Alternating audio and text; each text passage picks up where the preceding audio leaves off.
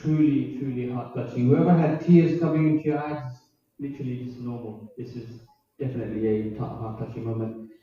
Sheikh Maulana used to brought that himself out of the love of the beloved, and which was clearly shown from the beginning of the seerah to all the way to the end, in all different words and vocabulary used, mashallah. We had a small technical issue with the live broadcast on Alif TV, a sound issue. This has been resolved now, so please do share the link and inform everyone to watch the program live on Alif TV on Facebook. Our next speaker is going to be a little bit different. He's going to do a presentation on the seerah. So we had a poem on the seerah, now it's going to be a presentation.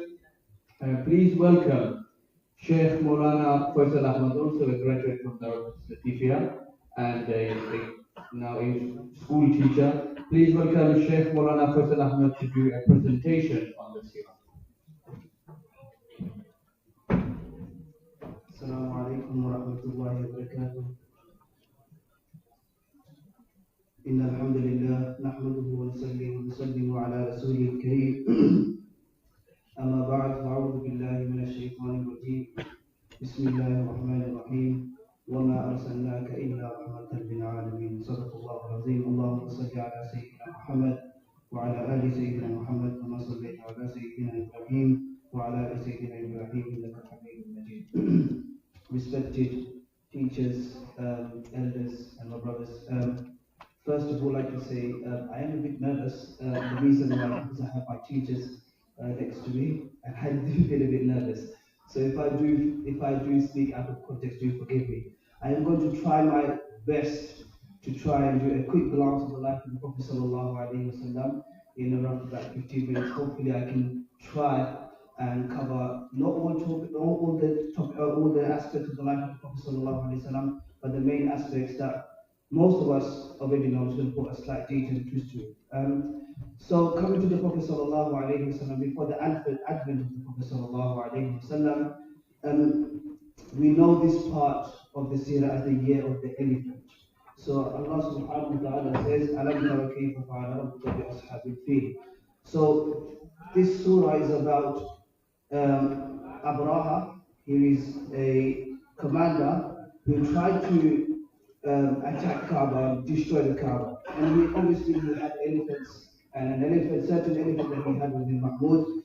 And what happened was Allah Subhanahu wa Ta'ala sent Ababil, bird swallows we call it in English, and they came and destroyed the army of Abraha. This happened 8 to 10 years before the advent of the Prophet Sallallahu Alaihi Wasallam.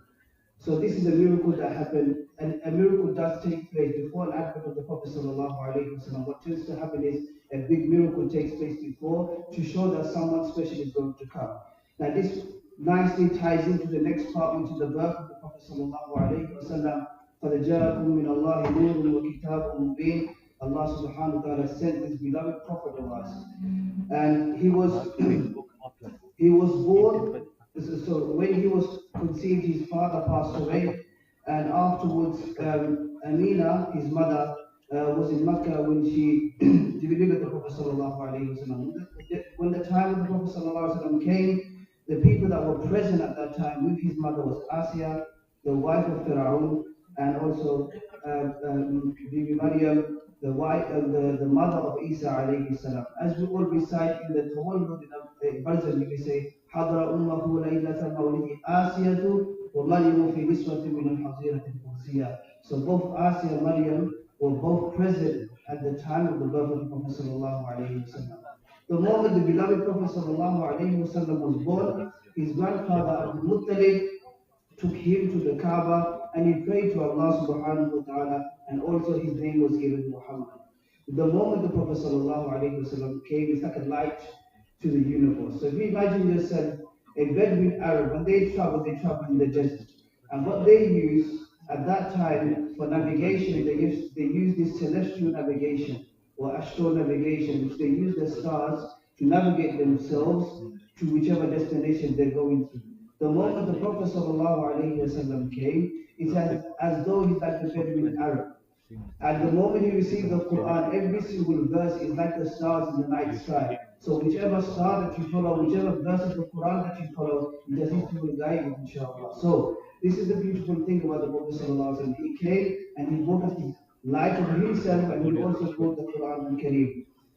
Following this event, after a couple of years, when the Prophet sallallahu alaihi wasallam was 6 to 8 years old, his mother passed away, and also in a place called Abwa, and his milk mother that we know, Halima Sa'diya, who took care of it. A miracle took place while he was in the company of Halima, when her son was playing in the let's say fields. Two individuals came to the Prophet ﷺ and split his chest open, and they took something out. You all know the story, everyone knows. And they also stamped the seal of Prophet Muhammad, the Prophet on him as well. After that, sadly, his grandfather, his mother passed away, so his grandfather took care of him. And then afterwards, his grandfather also passed away, so the person that looked after him after Abdul Muttalib was his uncle Abu Talib. Following that, around the age of 40 years old, he got married to Khadija radiallahu anha, and he was married to her when he was at the age of 25 and she was 40. He had 6 children with her. 2 were boys, 4 were girls. So I'm going to say them in order so we know. The first child that the Prophet ﷺ had with Khadija was Qasim. He passed away at a young age. Then following Qasim was Zainab. Following Zainab was Ruqayya. Following Ruqayya was Kulthum. Following Kulthum was Fatima. And following Fatima it was Abdullah. So there were 6 children that he had with Khadija. When he was with Khadija radiallahu anha, he didn't marry anybody else. It's after the passing away of Khadija radiallahu anha that he married again. That ties in nicely to 40 years old, when the Prophet sallallahu alaihi wasallam received the first revelation in the Nur, and he went to Jibreel alayhi salam, and the first verses of Quran al-Kareem came. But the important part of this part is the way Khadija radiallahu anha gave comfort to the Prophet sallallahu alaihi wasallam. And that is the biggest message that we can get. Whenever a successful man, behind a successful man is a successful woman. So that success of the Prophet sallallahu alaihi wasallam, that was through his wife Khadija radiallahu anha, giving that comfort to him in order for him to deliver his message. After that, the Prophet sallallahu alaihi wasallam started giving da'wah. At first, he was giving da'wah in seclusion in a place called Darul Arqam, where the first Muslims were his wife and also Ali bin Abi Talib. And then after a while, Allah subhanahu wa ta'ala gave a verse, وَأَنذِرْ عَشِيرَتَكَ الْأَقْرَبِينَ, that, Ya Rasulullah, go and preach the religion of Islam openly. And that's when slowly the policies became their torture of the Muslims, which led to the first migration, to the next part. Led to the first migration. 82 Sahabas went to Ethiopia at that time, and within the 82 Sahabas, Uthman bin Affan and Ruqayya radiallahu anha, they both were a part of the 82 Sahabas who went to the King Hijaz, and they stayed there for a little while for safety. After that, something else happened within the middle while the migration taking place. The conversion of Hamza and Umar radiallahu anhu, both came into Islam. Umar radiallahu anhu, when he came into Islam, before he came into the ambit of Islam, his intentions was to assassinate the Prophet sallallahu alaihi wasallam. Ali was walking to go with the intention to assassinate the Prophet sallallahu alaihi wasallam. Somebody came and told him, "Didn't you know that your sister has turned Muslim?" So he diverted himself and went back home to his sister, where a confrontation took place. And then he said, "Okay, give me the thing that you're reading. Sorry, I'm rushing a bit." So he read, "Innani anallahu la ilaha illa ana fa'budni wa aqimus salata li dhikri." The moment he read those verses, he became Muslim. So this was the conversion to Islam for Hamza radiallahu anhu and Umar radiallahu anhu. Slowly, times didn't get a lot too good. What happened was, after that, a social boycott took place because the polytheists started hating the Muslims. So they took a social boycott, which led to the Prophet ﷺ and his fellow companions to move out of Makkah and go out to the outskirts. And they stayed there for about 3 years. And what happened was, while they were there, the Quraysh at that time were listening to the cries and hunger of the children in Makkah. But they didn't give that remorse. They carried on laughing, they were excited, they just didn't care. There's a story about Sa'ad bin Abi Waqqas, and he mentions that we survived. At that time, that 3 years, how they survived was the arceus trees, they used to have the leaves, and they used to eat those leaves to survive. There was this one time when Sa'ad bin Abi Waqqas, he was walking, and he found something moist on the floor. He picked it up, wiped it, and he ate it. He was asked afterwards, what were the things that you ate? He mentioned about this moist thing that he ate. But since today, he doesn't know what he ate. Because he was so hungry, out of hunger, he just found anything and ate it. How the social boycott ended was the Prophet ﷺ said that the boycott that they put, the paper, the treaty that they put up on the door of the Kaaba, ants ate the whole treaty up. And when the Quraysh found out that the ants did eat the document, they cancelled the boycott, and the Prophet ﷺ came back to Makkah. But again, things didn't become easy for the Prophet ﷺ. This is the time, the year of the sorrow, where the Prophet ﷺ found it a bit difficult. His wife Khadija radiallahu anha passed away. His uncle also passed away, Abu Talib. And then he went to Taif to give the message of Islam to the people of Taif. In return, they were stoning him. So things didn't turn out quite, perfect. So the Prophet ﷺ came back from Taif. On the way back, while he was resting, a group of jinns were listening to him listen to the Quran, and they also accepted Islam. So that was the year of the sorrow, at the age of 49. Then we come to the next part, which is the ascension and the first pledge.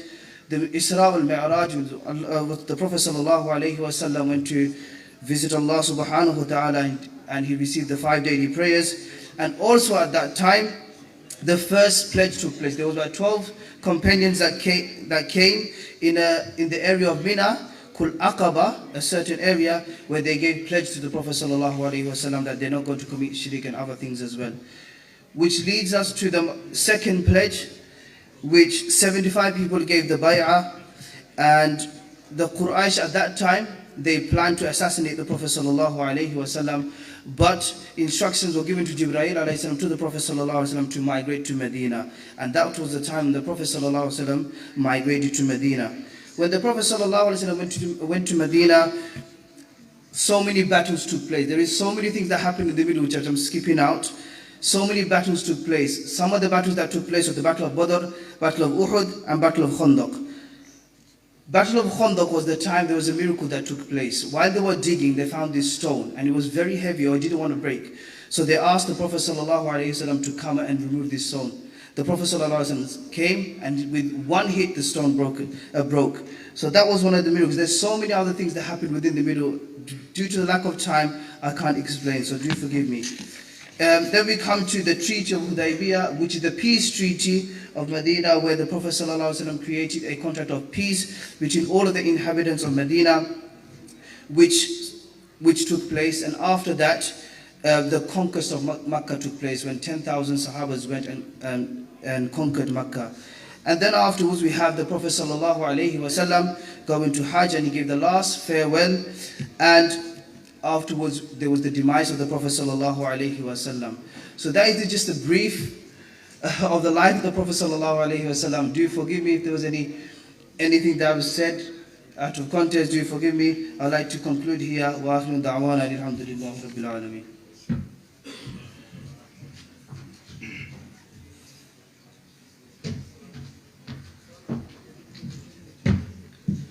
MashaAllah, Maulana Faisal Ahmad, on a very well designed and organized presentation on the seerah of the Prophet.